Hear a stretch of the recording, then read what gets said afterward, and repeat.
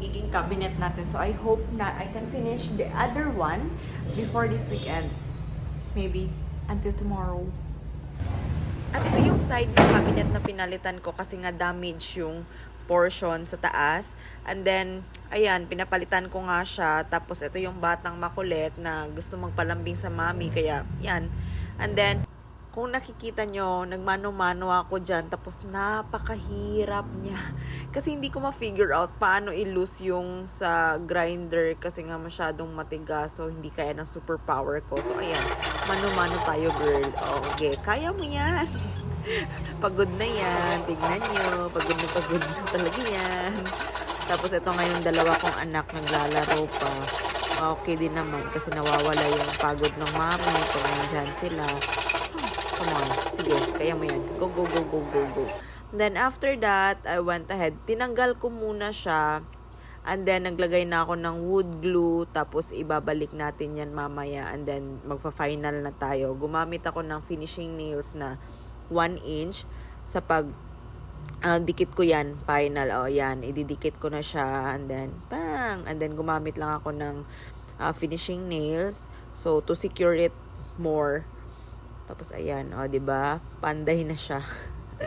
And then after that, pinatuyo ko lang yung wood glue. So, pinatungan ko ng mga mabibigat. Like, this one, yung mga paint ko, pinatong ko para at least mag-stay in place siya. Then, habang pinapatuyo ko yan, nag-proceed na ako sa drawer. So, ito nga yung, kung nakikita nyo yung before na looks niya, meron siyang parang orange. Yung sa background na yan, like that one.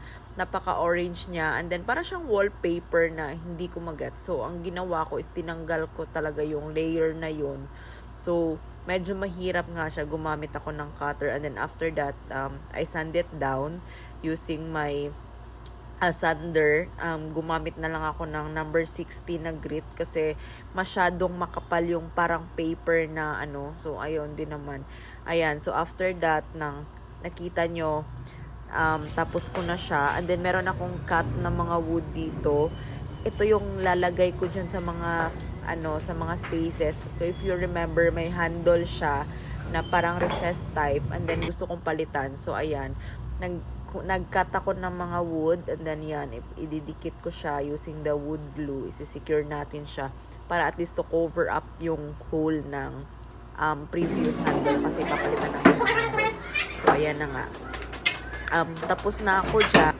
And then now it's time to cover the imperfections using the body filler. So, nag-mix nga lang ako ng hardener tsaka yung body filler. So, alam ko na madaling matuyo ito. So, I'm trying to do my best to work as fast as I can para at least hindi ako makasayang ng mixture ko. So, I'm trying to figure out everything on my own actually. Nakikita ko din naman paano gumawa nito kasi sa work din. Pero, hindi ko pa talaga siya na-try na ako talaga yung mismong mag-a-apply.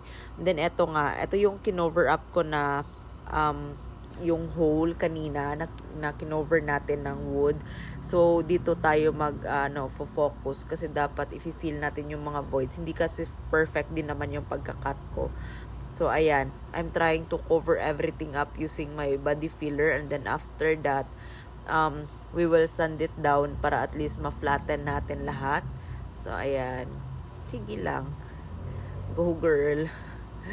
Actually, pagod na ko yan. Kung nakikita nyo may handle dyan sa gitna, temporary lang yan. Kasi, yung last drawer, medyo mahirap siya i-pull. So, kailangan ko pa siyang i-sand mabuti yung upper part niya kasi parang nababangga siya.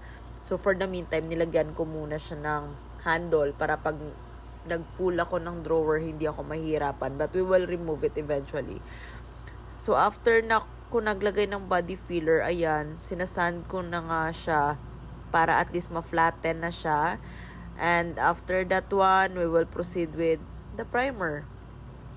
And after the primer, siguro yan lang yung kaya ko ngayon. Kung titignan nyo, gabi na nga siya. Gabi na nga, ginabi na ako at saka pagod na yan. Sige, I will just prime this down and then after that, alam ko may mga imperfections pa ako na kailangan balikan. So, maybe I can do it by tomorrow na lang. And then, i-attach na natin yung handle tomorrow and then the final painting and we're done, I believe. Lalagyan ko pa pala siya ng stand sa baba, parang legs niya. So, meron na akong legs na nakita. So, ilalagay na lang natin siya tomorrow. So, I hope to see you again tomorrow. And that's it for today. And I hope aabangan nyo pa rin yung videos ko tomorrow. So, titignan natin kung matatapos ko nga ba talaga siya by tomorrow. But for now, that's it. And good night. Bye-bye.